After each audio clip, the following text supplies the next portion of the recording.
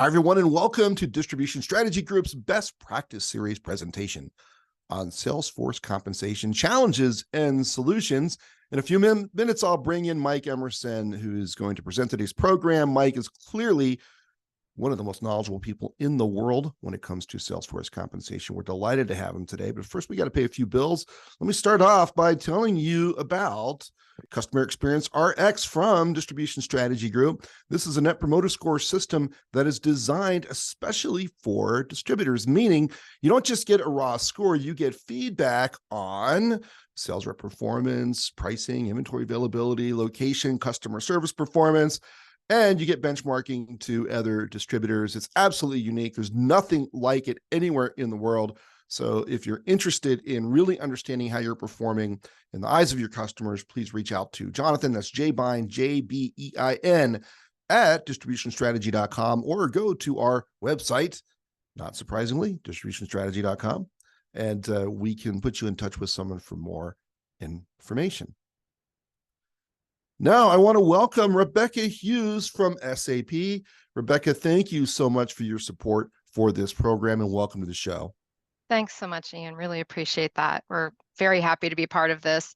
In a challenging market where talent is a commodity in its own right, SAP actually offers distributors best-in-class sales compensation solutions, including sales performance, incentives, territory, and quota management. Our solutions for compensation management provide exceptional experiences for sellers that build trust and motivate their sales teams. For example, complete hire to retire agent management creates effective experiences to achieve your goals while saving time and cost. You can design data-driven and transparent quotas based on sales forecast in alignment with your business strategy and help sales managers identify trends, coverage gaps, untapped markets that improve their sales planning. So we hope you'll join tens of thousands of wholesale distributors globally who rely on SAP solutions to help them run at their best. You can visit sap.com/HCM to see more about the SAP Sales Performance Management and explore our full portfolio of wholesale distribution solutions. Wonderful. That sounds really, really interesting, Rebecca. I'm glad you told us about it today. Thanks so much for joining us. Thanks. Awesome. And next, we'll welcome back to the program a familiar face among our sponsors. Hello, Helen Pina, VP of Marketing at Whitecup. How are you today? Hi, very well. Thank you so much. Hi, everyone. I am very excited to be here, especially to join this webinar on the distribution Salesforce, a very critical topic for distributors. For those who don't know Whitecup, we have been helping distributors for over 25 years and have over 800 customers. Our integrated CRM, BI, and pricing solutions are built for distributors and integrated with your ERP.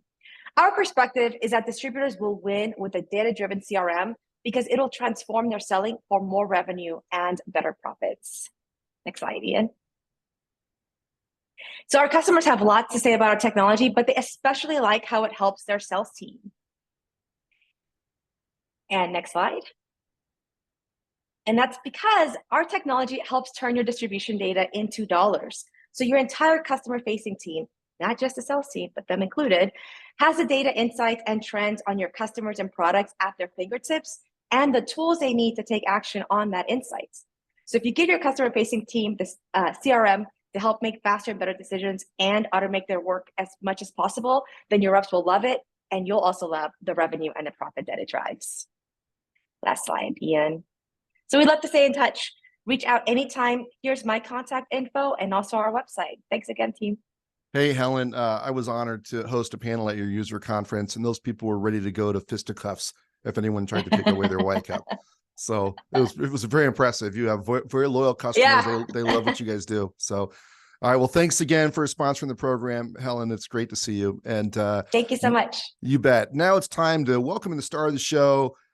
Please jump in with questions if you have them about Salesforce compensation. We're always excited to hear from the audience and get your voice involved in the proceedings here. But Mr. Mike Emerson, what a pleasure and honor to have you here, sir. How are you today? I am fantastic. I really appreciate you having me on. You bet. You bet. You ready to take it away? I am. So, I'd like to, just thank Rebecca and Helen, for sponsoring the program, and DSG as well, of course. And let's just jump right in. You bet. So today, what we're going to talk about is sales compensation, and the goal is to not just talk about why it's important and what it means, because I think most of the people that are going to be listening to this presentation have an appreciation for that already. But what we're going to try to do is kind of walk through and at the end of this webinar have an actionable or a path forward, where we can start taking action, immediately. This isn't kind of one of those things where we have to think about and study. So we're going to kind of tee it up, but towards the back half of the presentation here, we're gonna actually get a little nerdy and put your propeller hats on and really start doing some analysis and some of the work that it takes to implement a new sales compensation program. If you want to go to the next slide, Ian. However, those of us that know Ian well, know not to take his word on everything. So I just want to give you a little validation that he's actually, somewhat telling the truth. I am Mike Emerson, managing partner of Indian River Consulting Group. Indian River is a boutique or small management consulting firm focused on wholesale distribution. We're kind of centered on market access, which just basically means simply allocating resources to optimize opportunities. And if you think about that, one of the main levers in terms of driving success in that regard is around sales compensation. And as such, over the last couple decades, kind of practicing in this area, I've written a couple books on sales compensation for the National Association of Wholesale Distributors. So if you want to kind of flip to the next slide. So let's kind of just, start at the beginning. So if we kind of go to the, place where this really has to start is why change. I started with Indian River, back in the late 90s. I've been, managing partner for several years, kind of worked my way up as, partner and manager and things like that. But from the earliest days of doing this, helping distributors design sales compensation programs, one of the things I recognized is sales compensation, can be a self-diagnosis for a lot of real, different root causes. Right. So I think where you want to start when you start thinking about, I'm not sure our sales compensation is doing what we want it to do, or if it's effective, or, is to kind of, step back and go, let's make sure that we're, changing the sales compensation or going down that path, is the proper way to proceed. Now, generally speaking, historically, there have been two primary reasons distributors change sales compensation program. One is, around costs. So as businesses grow and mature and evolve, the cost structures associated with different businesses as they get larger change, right? So something that might have been, very economical and profitable and appropriate, when the company was a third its current size, it may no longer be aligned from just kind of a business model cost perspective. So that has been a driver of the clients we've worked with, in the past. The second one is kind of around, the perception that the business results are not at the level that the organization would like to see them, right? And simply put, when you kind of net that out, there's this perception around annuities, right? So salespeople are getting annuities, they're in their comfort zone. There's misalignment in terms of the program driving and aligning with the commercial results that the businesses are looking for. Hey, Mike, this aligns exactly with my many years of experience working for distributors. And I've said many times, all sales comp programs are terrible. Some are just less terrible than others. Is that an overstatement? Well, no, it's very consistent. One of the seminal moments of my professional career is when I committed to writing a book for National Association of Wholesalers. Yeah. And, because it was kind of earlier in my career, I was going to rely on research, a lot of research. So I took probably the largest research undertaking that I ever will take on. And we surveyed I think it was 700 some distributors, wholesale distributors across multiple lines of trades. We benchmarked them against their PAR reports so we could see, are they gaining share, losing share? And the intent was to try and correlate sales compensation structures with commercial performance of the organization. So we kind of crunched all the data and we found that, there's not a lot of correlation. Wow. And so, Yeah. so it's like, can we give you your money back and not write this book for you? And like, no, you're going to write a book for us. So, Right. so, you know, so where I'm going with that is what we found when we dug deeper. All right. Is that you can, you know, you can have a very successful organization if your management systems are strong, right? So the compensation isn't the end all be all. It's part of a kind of a whole management process, right? Right. And so you know, so having it, and you'll see that in some things we talk about today is there is no best program, right? There is Right. no silver bullet, right? You know, Right. there's what you strive for is not implementing, you know, the most successful competitors program, right? What you strive for is implementing a program that is aligned, right? That you can say, here's what we're trying to do as an organization, you know, and here are the results that are going to, you know, most attractively compensate our salespeople, and fit that within the bounds of risk, reward, and overall costs. That is the destination. Right. So there's a third driver that has emerged in the last few years. If you want to go to the next slide, Sure. please. And Are you seeing it, Mike? I've got. I do. I'm sorry about that. You know, and so the third driver is you know, kind of the emergence of you know, organization structures. Okay, so we've all heard a lot about this. We've all read a lot about this. And I think we've probably all you know, addressed this because, you know, we've kind of had to. But if you go back 10 years, 15 years, what you would generally see is by and large, most distribution companies went to market with a somewhat generalist field sales organization and inside sales organization. Right now, you know, situationally, the importance and relevance and value of a field salesperson kind of ebbs and flows. Right. You know, I mean, and so what distributors have had to do strategically is step back and go, okay, you know, a field sales force is expensive.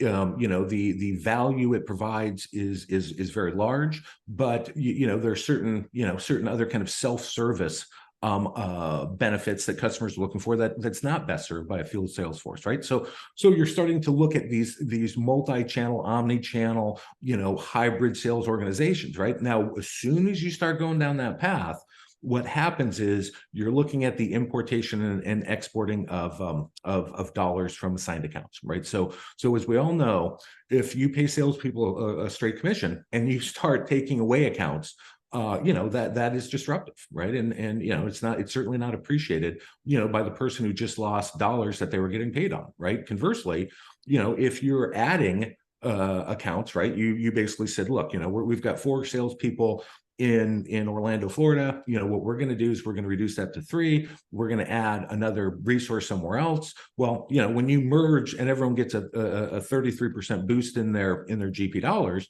well, if you're paying commission, you know, you didn't save any money, and you just gave everyone a 33% raise. So the emergence of the omni-channel, the emergence of trying to better align sales resources has brought people to that third point, which is we need to change account assignments. And so that poses a big obstacle for a lot of organizations, and really makes them or cause them to have to look at, you know, how can we change our sales compensation so that we have the flexibility to kind of move accounts back and forth. So, you know, that all being said, and many of you may have found yourselves in these situations over the years, but sales compensation can be a very circular discussion. Right. You know, everyone, you know, has thoughts. Everyone's seen things that seem to work. Everyone might have had experience on things that didn't work. You know, so it can be about, well, what about this? Or what if we did this? Or, you know, and you can have a lot of great ideas, but how do you know, break out of the loop and get to a destination, right? How do you kind of bring all these good ideas together? So what we've done is we found that there is a process that can be applied that helps get to an answer. And that's kind of what we're going to kind of walk through today. And it starts with defining success. So this ties in somewhat, which is, what are we trying to solve for? Right? You know, what is the issue? So what's interesting is you might get a lot of people nodding their heads up and down around, you know, we need to change the sales compensation program, right? But those heads might be nodding up and down to very different things. You know, we need to change the sales compensation program, you know, because of our costs are too high, or we need to change our sales compensation program because we're not selling, the breadth of products, or we need new customers, or our margin's too low, right? So it's really important, that there's a conversation up front that addresses what are we trying to solve, so let's talk about, are we trying to change the compensation program because we're trying to reduce costs, right? Or is the goal that this is cost neutral, right? Which GP dollars are more valuable than others? To what degree do we want to have a collective performance part of it, right?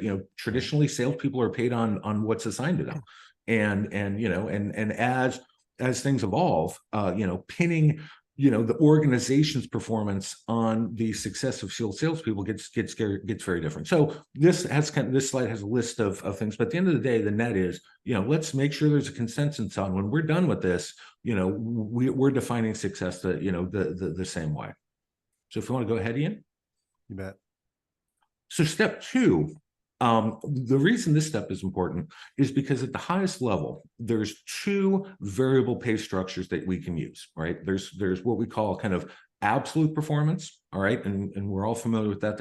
That's your general, you get 10%, 20%, whatever it is of gross profit dollars, right? That's, so, the managerial lever you have in that situation is simply account assignment, right? But how much money people make is a function of account assignment and GP dollars, right? So the other extreme of that, and it is kind of a spectrum, is relative performance, right? Where the variable pay has little to no impact on the absolute size of a territory. A relative program is also considered to be one that's kind of management driven, right? Because my variable pay as a salesperson is dependent on the accomplishment or the performance to goal or targets in various different areas, right? So theoretically you could say everyone gets a $20,000 bonus if they hit their GP dollar target, right? And my GP dollar target could be $1 million and Ian's could be $5 million, right? But if we hit the target, if we hit the expectation that management's given us, we're going to get the same. So the attractiveness, right, and the efficacy of a relative pay program is kind of increases as we go down the structural organization path, right? So ask ourselves, right? So we're looking at the sales compensation program. What is our expectation in terms of the evolution of roles over the planning horizon? Call it 2 or 3 years, right? So if we're anticipating that we're going to be introducing new roles, we're going to be changing account assignments, well, that heightens the attractiveness of a relative compensation program. If we don't anticipate that, then both an absolute and a relative compensation program, in the extremes even would be both attractive, but lean much more heavily if the redesign of sales compensation program is tied to changing the roles, responsibilities, and practically the importation, exportation of GP dollars. Hey, Mike, we have a question from the audience. James says, we're new to the field salespeople game. Is there a generally accepted compensation percentage for salespeople versus the total size of a territory? So in other words, if gross sales of the territory versus base salary, is there a ratio like 80-20 or 90-10, or is it a percentage of gross margin dollars? Is there I know, I'm sure it varies all over the place. Are there some more common ways of looking at it?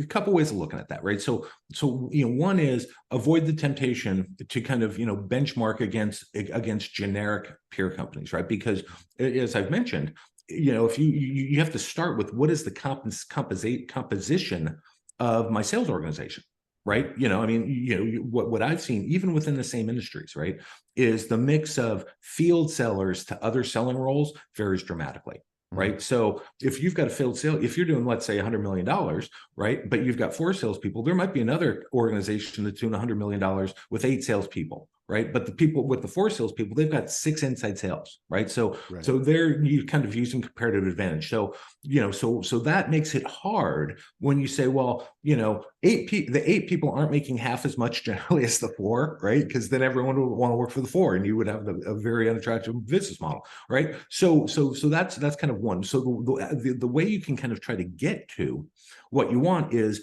take your P&L, and you don't have to get crazy with it, right? And start at the very bottom, right? And go, what does that number need to be? What is my net profit, need to be, right? And then, generally speaking, you've kind of got a good sense of what your margin ranges are, right? So that tells you, we're making 25% margin. We want to make a 10% bottom line. That means we have 15% to play within our SG&A. Right. And so, as you start penciling in, what are knowns and what are unknown, that's going to tell you, right, instead of, letting the market dictate it, which has a tendency to sub-optimize your profitability, right? What you do is you start with your profitability and figure out what selling expense can I afford, which then leads you to, how do I optimize that expense, right? Between roles, between assigned accounts, between other, revenue generating investments. Great. And can you just quickly redefine relative program, what that means again? Well, that is one that is influenced by how, about goals being set, right? So relative pay means my performance is relative to the goals that have been given to me, right? If I'm paid just straight commission, for example, whether I want to sell all widgets or all, hammers or, whatever, Right. And what margin I want to sell them on, it's all a function of GP dollars, right? It's not about growth. If I'm on straight commission and I sell exactly what I sold last year, I'm gonna make the same amount of money, right? Where everyone else generally in the organization has to grow, right? Right. Absolute performances, inherently won't have a growth component to them. The only motivation to grow is if I want to make more money, and most people do, and so there is some sense of alignment. But what we see is at a certain point, the quality of life trade-off starts to enter the equation, right? Excellent. I know I could do more, but there are other things that are more important to me relative to making more money. Understood. Okay, great. So that's step one is why. Step two is roles. This is kind of the illustration for, the difference between the absolute and the relative performance programs. But, and again, I said it's a spectrum. So if you kind of look at the charts there, the most basic, simplest absolute program is, as I've said, straight commission, right? So there you see there's no salary. I get a certain percentage of gross profit dollars. My pay goes up directly proportional to the GP dollars that I generate.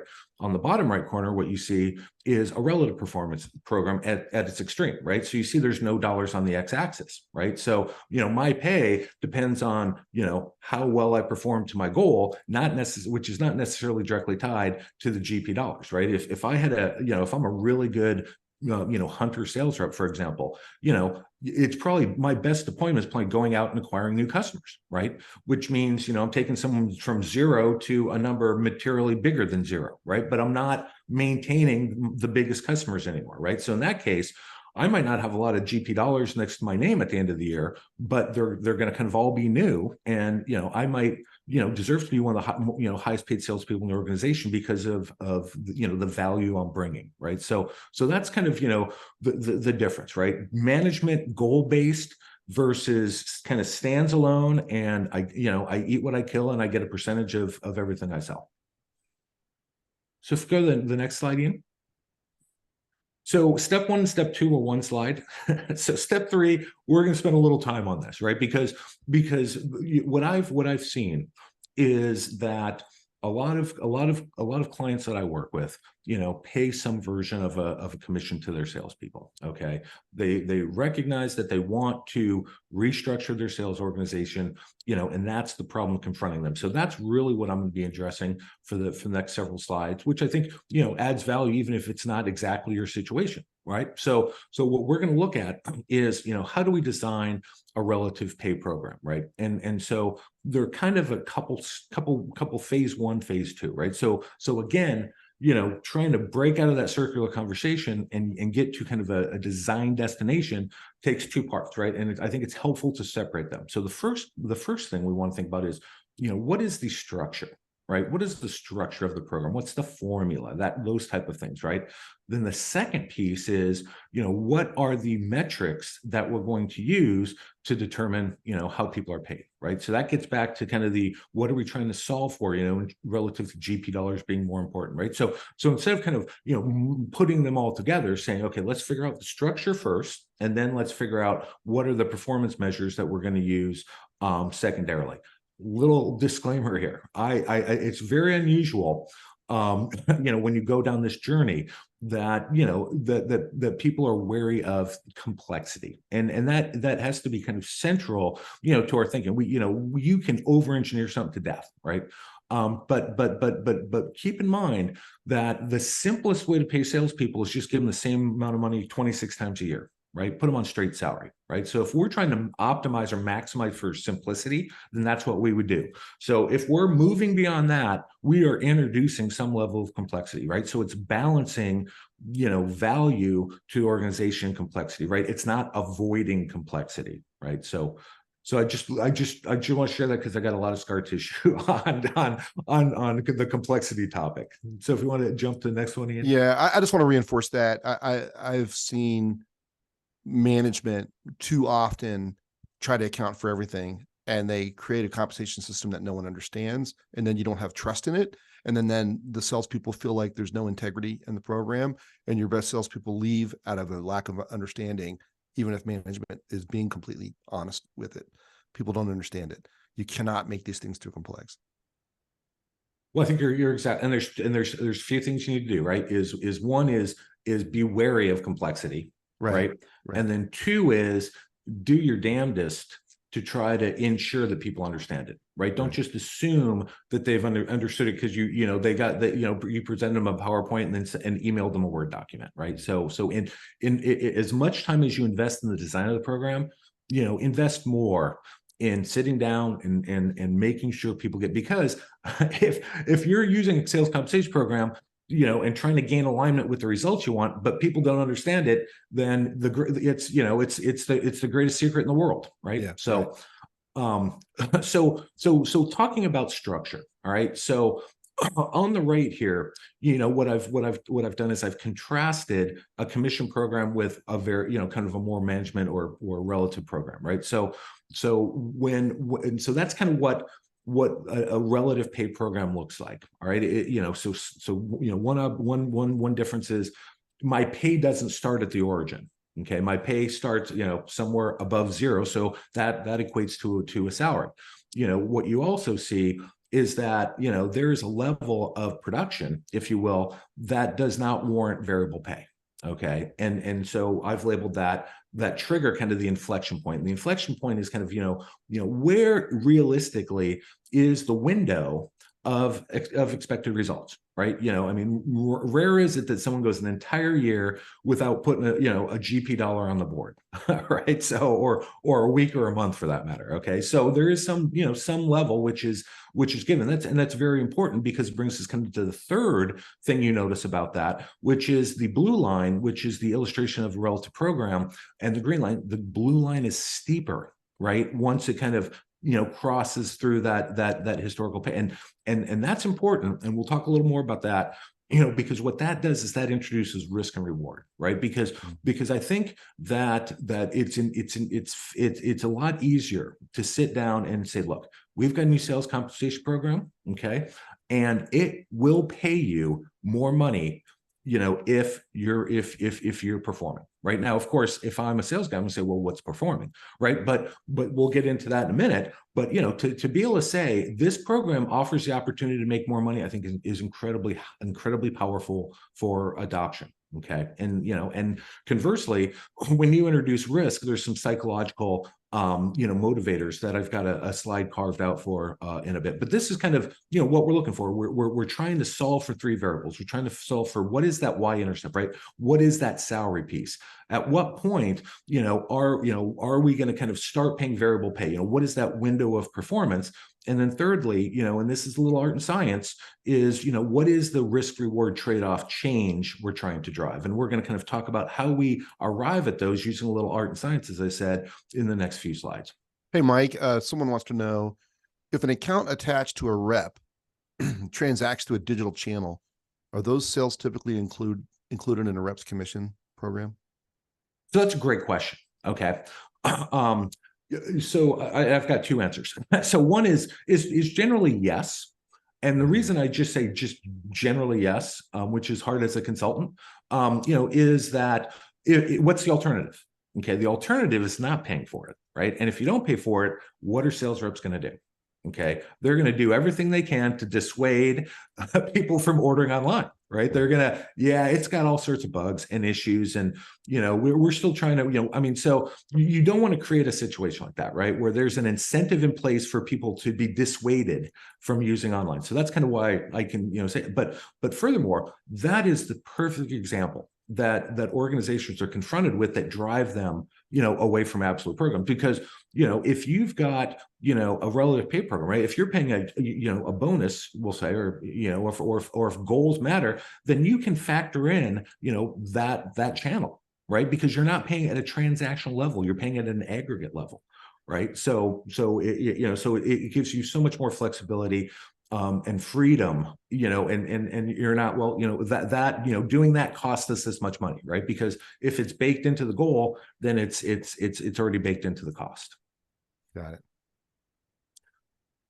So we're trying to solve for the three variables, right? And again, I said it's a little bit of art and science, right? So the more data we can use, the easier things get. And one piece of data that we generally have available to us is what is the monthly variability in terms of payer production, right? Even people, that are 100% commission, rare is the month they go to zero. As I said previously. So when we've done this analysis, we said, okay, it's pretty rare. If you take someone's average monthly commission, for them to have a month that's less than 50% of their average. So what that fundamentally does is says, although it's 100% commission, it's not 100% at risk, right? Because no one's ever had a month of zero.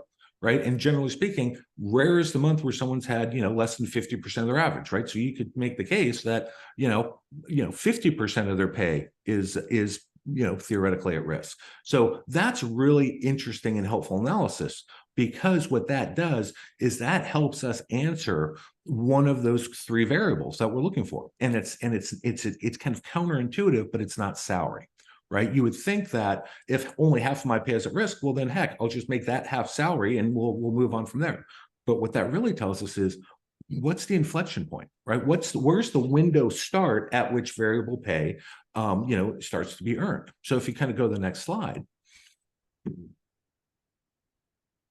So what I've done on this slide is I've kind of contrasted, using the information from the variable pay, right? What is the floor? What is the worst people do? And I've said, well, let's set that as the salary, make that a constant, and then adjust kind of the risk reward curve or the steepness of the inflection point, versus let's set that as a constant salary, right? And or a constant inflection point, and adjust the salary. So, so basically when you look at those, and they are relatively similar, but what we do is ask yourself, a question, right? So if you compare the right and left, and you want a steeper, kind of risk reward curve, right? Because in terms of the shock to the system and the benefit for performance, you want people that perform to make a lot more, and you want people that underperform to have it be more impactful. Well, you have two choices. You can either lower the salary on the left, okay, or you can close the window, right? And I think lowering the salary is more preferable than putting the threshold at say 85%, and maybe someone has 2 or 3 months a year where they earn nothing. Okay, so the model, the methodology we put together says, do the variability analysis, use that for setting the inflection point. So if we go to the next slide, Ian, please. Yeah.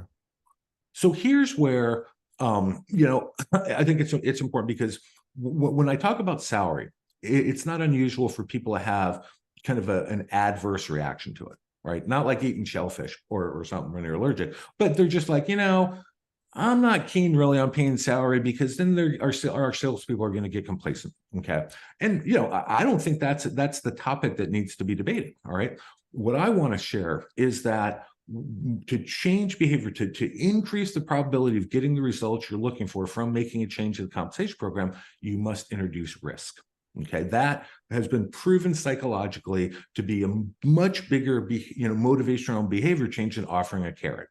And, so the slide here basically shows, what is the benefit of a gain versus, the perceived, loss, from the equivalent amount, right? So if someone, were to give you $5, kind of the utility you perceive of that is about half the utility or negative utility you perceive from losing $5, right? So introducing risk and reward is critical in this program, right? And so the salary component that's part of this allows us to do that. Without the salary component, you really cannot introduce that risk reward because you're bound to the slope of the curve that the commission program was paying you originally. So the key takeaway here is, we want to get alignment, right, with the goals we're trying to achieve. And we want to introduce risk and reward because the risk part will drive behavior change and the reward part aligns with, the fairness I think that we all strive for when we're dealing with, members of our team and people that work for us. So the risk of losing out, risk of losing money is a stronger motivator than the opportunity to earn more.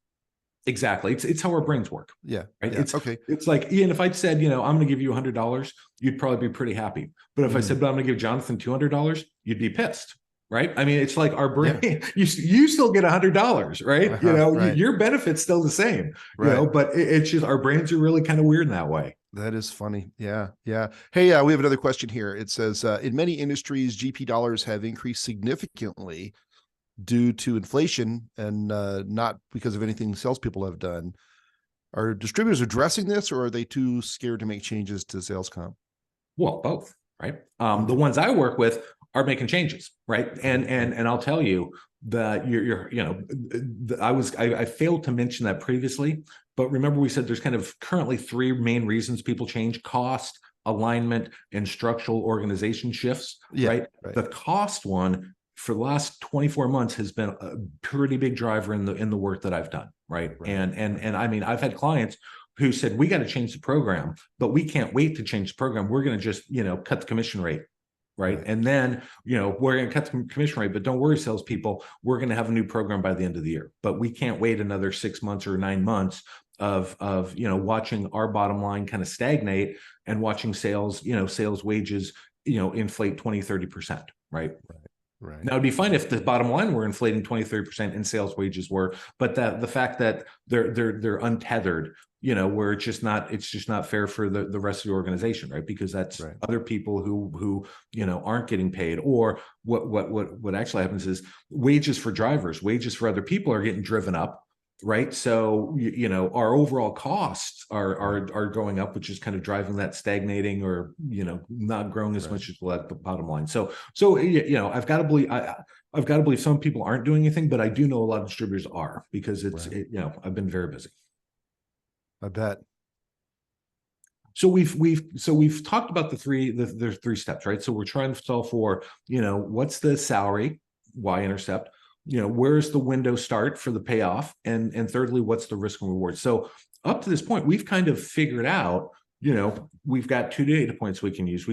I hopefully have kind of conveyed why it makes sense to use that variability analysis to set the inflection point, right? So on this slide, you can see inflection point is that big red dot, at a, on the x-axis. But we also know if we're going for neutrality, right, in this example, we also know what pay was historically, right? So I know what a given salesperson was last year, or I know what I paid my sales force relative to their GP dollars last year, right? So if we know those 2 points, now this is where the art comes in, right? Which is what I need to do is I need to figure out where I want, to optimize the risk and reward, right? So we've got our green line in this situation, which is kind of the old kind of risk reward trade-off, or the old, I sell another dollar, I get this much, right? So what we want to do is figure out how much steeper do I need kind of the new payoff equation, to be, right? So, on the top, we've got kind of, a much materially different,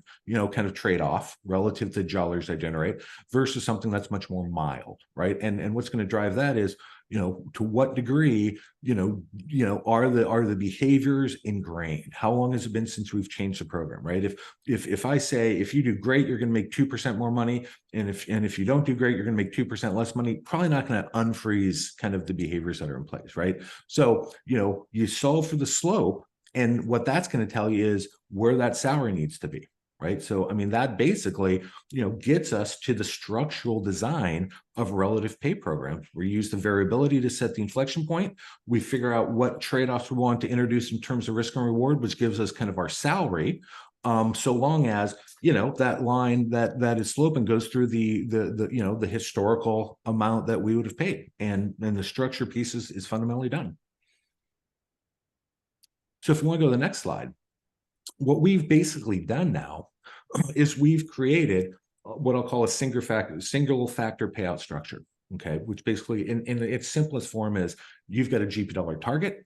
You hit that, you get, in this case, a percentage of your salary, right? So if you hit your goal, you get 2/3 of your salary, right? So I'm going to make half of your salary, or half of your pay salary. And then, you need to earn that other piece back. So, that's how I create kind of that bonus table.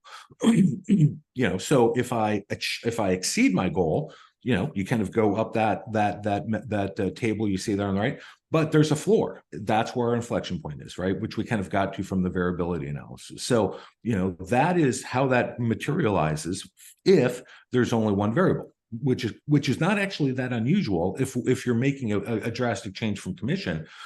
You're basically using GP dollar targets. You're basically paying that amount based on, am I 90% of goal, 100% of goal, 110% of goal. However, maybe that's going to be sufficient initially, but as companies get more comfortable with this, they want to try to introduce more things where now complexity is starting to enter the equation, but it's pretty hard to say, GP dollars and GP percent, or GP dollars and strategic products, or there's something that rises to a level. So how do we introduce other variables into the sales compensation program? And that's what I'm going to show on the next slide. So hold on, Mike. In this model here, is this calculated and paid out monthly? Is that the idea? It is. Okay. All right. Well, I know it doesn't have to be, but that always needs to be a point of conversation, right? So, right. So what I encourage people to do is design the program. There's no limitation around if you want to pay monthly, you can't do this or you can't do that. Right. There are ways to account for this, right? So the best way to do it is to say we'll pay out monthly, but we'll pay it out on a year-to-date basis. Right. So if I have a bad month, I can make it up the next month. Conversely, if I have a great month and then so it rolls. I mean, but that's the accommodation you need to make, is just to pay on a year-to-date basis. Yeah, I like that. So you're still responding to performance in the month, but you're not going to have these wild swings because people might double it one month and way underperform the next month. By doing a year-to-date, you're sort of making it a little bit more normalized. Well, I'm really glad you brought that up, Ian, because that emphasizes the importance of that window of performance. Right. Right. Because if you've got those wild swings, that window needs to be wider. Right. Yeah, that's right. Because, you don't want to have, you want people to be, within that window at least 90% of the time. Got it. Right. Because the only time things get wonky, if they were in that window 100% of the time, you wouldn't even have to do year-to-date, but there's always going to be a single-digit percentage, right? And that's where things can get wonky if you don't pay year-to-date. Got it. Yeah. I like So getting back to the, we've built a single variable program. Now, how do we introduce multiple variables? Well, it's, one way, which is very simple, is to basically take our single program and put a column to the left and a column to the right, right? That basically says, if you're successful, not just in hitting your GP dollar goal, but in hitting these other goals, right? In this example, there's 2. Well, you're going to make more money. However, you could hit your GP dollar goal, but you could fall short on your margin percentage. You could fall short on your strategic products. You could fall short, on your new customers. You could fall short on your digital sales, which has been pretty popular. Then you're gonna make less money, right? So before we had that blue middle line. Now we've introduced one above it and one below it. Right. So again, we don't have to start from scratch and redesign everything. Right. And what's the differential between, the bottom and the top? I mean, that again is going to be a little art. right? You know, how much do we want people to benefit from not just driving GP dollars, but really optimizing the quality of those GP dollars? There's a benefit to us from that, right? And furthermore, if we just get GP dollars, but it's not the quality of GP dollars we're looking for, you know, what should the consequences associated with that be? That, and you ask yourself that, and that kind of tells you, you know, what that differential between, in our illustration, the top blue line and the bottom gray line. So if we want to keep rolling, You bet. we're getting down to the short strokes. So the last thing I'll say about this is one of the byproducts of using a relative pay program is when you're paying salary and you're basing variable pay on a goal. You know, what happens is as growth occurs, that goal will increase. Okay, so let's say I did $1 million. I'm going to, you know, I've got a 6% growth target this year. I hit my growth target, you know, I get my bonus again, get 100% of it. I see I get a little more, right? Well, that goal is going to grow. So what happens is on a dollar basis, right? The inflection point is going to keep moving to the right. It's the same percent, right? 75% of my goal, right? That doesn't change. But what 75% of my goal is continues to shift right. All right. So we have available to us a way to reduce our selling cost over time. All right.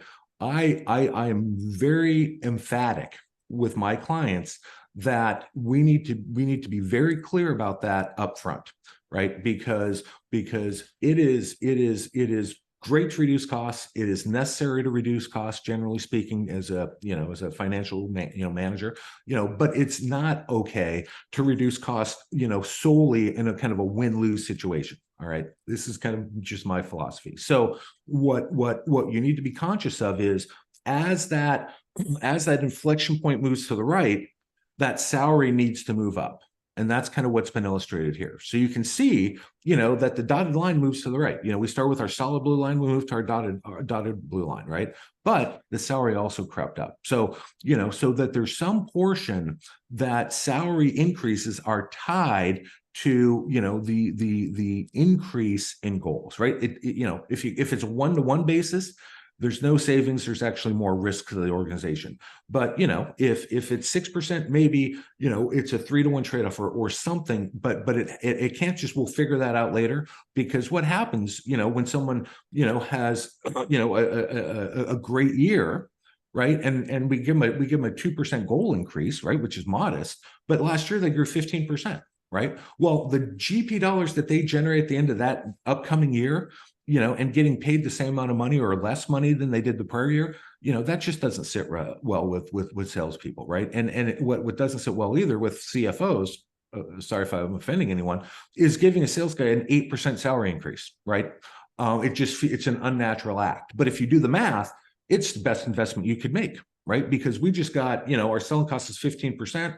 We're going to give a 8% salary increase, but we're going to get $100,000 in GP in return for it, right? So our incremental cost right there is 50% of what our normal costs are, right? So I know it kind of sounds a little wonky, but the key point is have that conversation, because you don't want a sales rep to look back 3 years later and go, I'm up 50% of where I was and I'm making the exact same amount of money, because that's usually something that is hard to defend, right? So the more you're upfront, the more you're clear that you got your salespeople's best interest in mind, I think the better and smoother things will be going forward.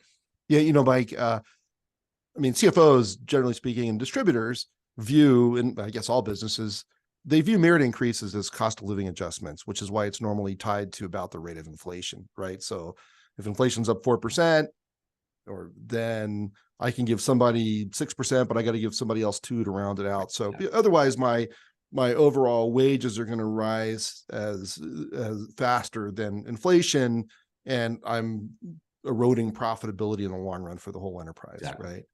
But I think what's different about sales reps is they have the ability to earn more money. All you're saying is put some of that into salary and don't put it all into commission, right? That's correct. Well, and this is an acute situation where you're going from if you're paying straight commission, if I'm 50% up 3 years from now, I'm making 50% more money. Yeah, that's right. Right.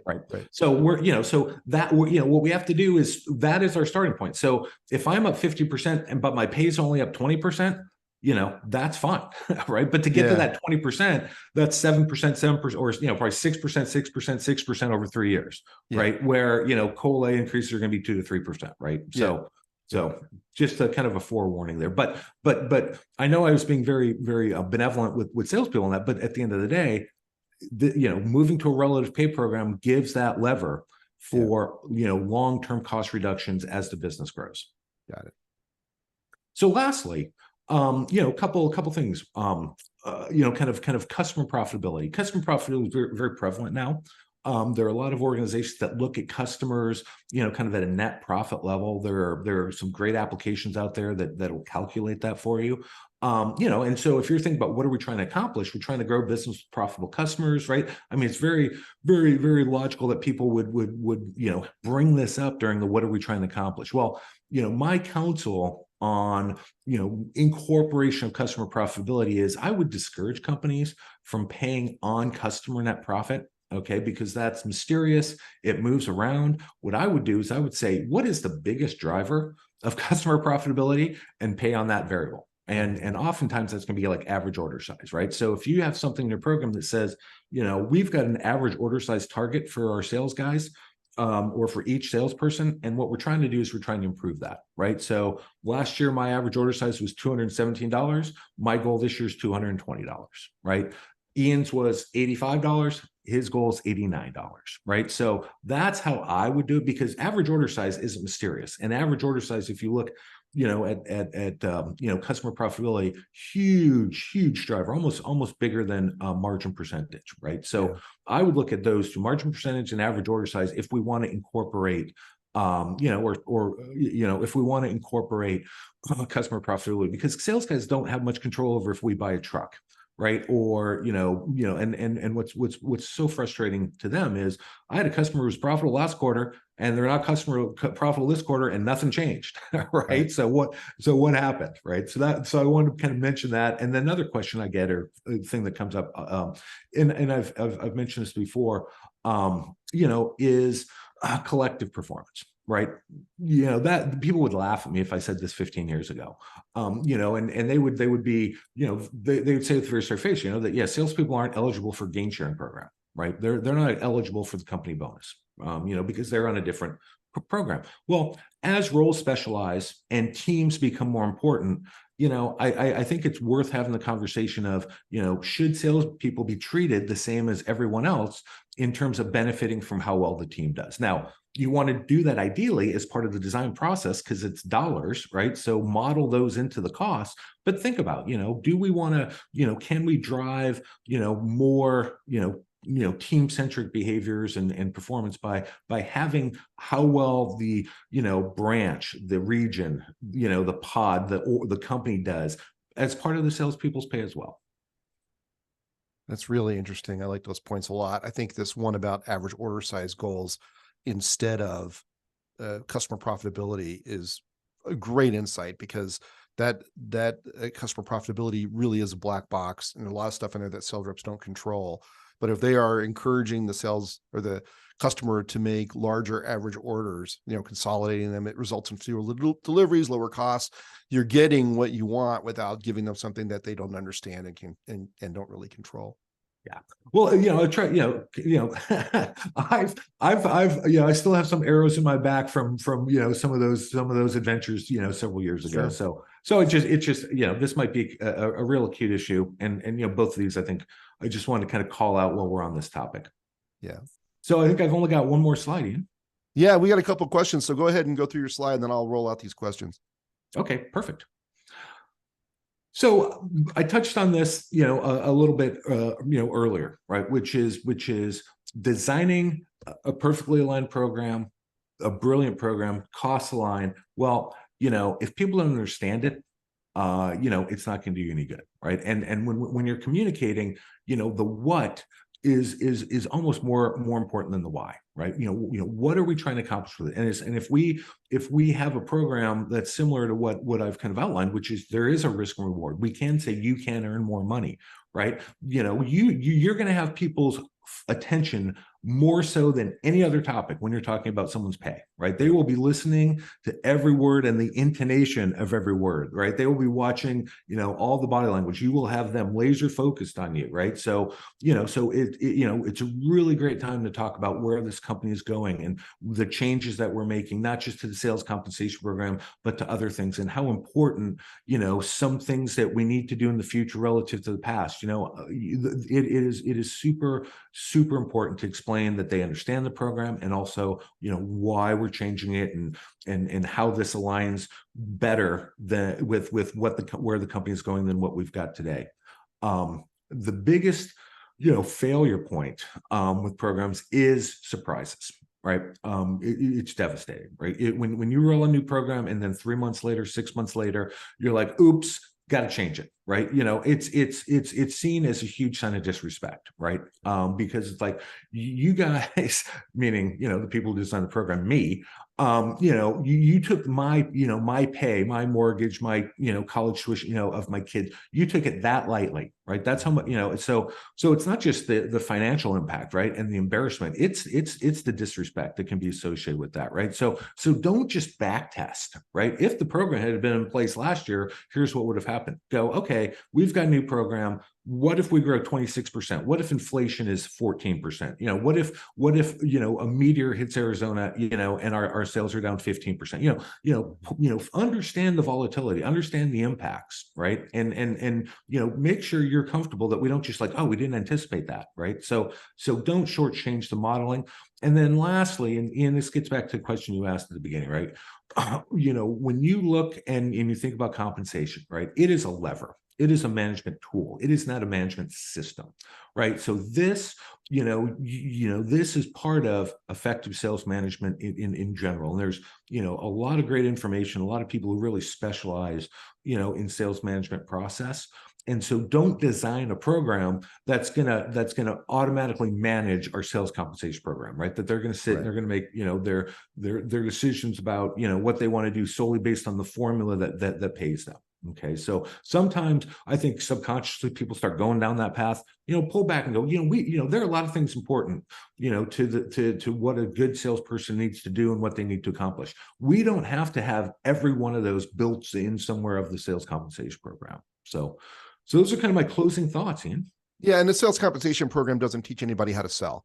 And so you have to be out there coaching and teaching your sales reps. And it's funny, when I meet with, VPs of sales or sales managers, I ask them how often they're in the field. And it really is a proxy to me for how engaged they are and how effective they are as salespeople. You've got to be with your salespeople, knowing what they're doing and teaching them. All right, we got a few questions. Let's see here. Elizabeth says, how do you incentivize non-salespeople roles in dollars? That sounds like maybe a whole different presentation. Mike. Well, I was going to say, tune in next week. So the great one, but there's